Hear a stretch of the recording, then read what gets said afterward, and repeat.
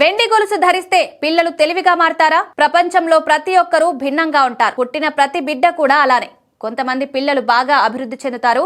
మరికొందరు పుట్టినప్పటి నుంచి కొన్ని ఆరోగ్య సమస్యలు ఎదుర్కొంటారు. పిల్లలు పుట్టిన దగ్గర నుంచి రకరకాల అపోహలు ప్రచారంలో ఉన్నాయి. పిల్లలు ఆరోగ్యం బాగుపడాలంటే అది పాటించండి, పిల్లలు పెరగాలంటే ఈ చిట్కాలు పాటించాలని సలహాలు ఇస్తుంటారు.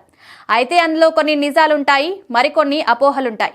ఇక చాలా మంది పిల్లలు వెండి గొలుసులు ధరిస్తే మంచిదని చెప్తుంటారు.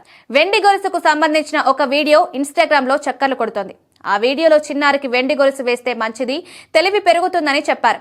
అయితే డాక్టర్స్ ఏం చెప్పారో తెలుసుకుందాం. ఇన్స్టాగ్రామ్ వీడియోలో సిల్వర్ చైన్ ధరిస్తే పిల్లల బ్రెయిన్ షార్ప్ అవుతుందని, జ్ఞాపక శక్తి పెరుగుతుందని, ఆరోగ్యానికి మంచిదని చెప్పారు. ఈ వీడియో ప్రకారం పిల్లల సమగ్ర అభివృద్ధి వెండిలో దాగి ఉంటుంది. వెండి నెక్లెస్ చంద్రుణ్ణి సూచిస్తుంది.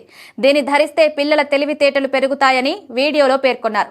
వీడియోలో ఉన్న సమాచారం గురించి ఫ్యాక్ట్ చెక్ బృందం శారదా ఆసుపత్రి పిల్లల వైద్య నిపుణుడు డాక్టర్ ప్రణీత్ స్వరూప్ ని సంప్రదించడం జరిగింది.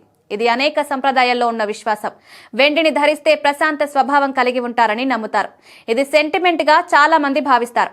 వెండి గొలుసు ధరిస్తే పిల్లల ఆరోగ్యానికి మంచిదని, దుష్ట శక్తుల నుంచి కాపాడుతుందని నమ్ముతారు.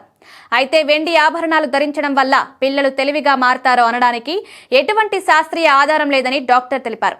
పిల్లల ఎదుగుదలకు, మేధస్సు పెంచడానికి వివిధ పద్ధతుల్ని ఫాలో అవ్వడం తప్పులేదు. పిల్లల తెలివితేటల్ని పెంచడానికి మంచి పోషకాలున్న ఆహారం ఇవ్వడం, ఆరోగ్యకరమైన వాతావరణాన్ని సృష్టించడం చేయాలని వైద్యులు చెప్తున్నారు. అయితే ఇలాంటి విశ్వాసాల్ని ఫాలో అయితే తప్పులేదు, కానీ తెలివితేటలు పెరుగుతాయనడంలో ఎలాంటి ఆధారాలు ఉండవని డాక్టర్ చెప్పారు. వీడియోలో ఉన్న సమాచారం అవాస్తవమని వెండి గొలుసు ధరిస్తే పిల్లలు తెలివిగా మారతారన్నది కేవలం ప్రజల సంప్రదాయ నమ్మకం మాత్రమేనని, దీనికి శాస్త్రీయ ఆధారాలు లేవని తేల్చి చెప్పింది. ప్రజలు ఇలాంటి పోస్టుల పట్ల జాగ్రత్తగా ఉండాలని డాక్టర్ సూచించారు.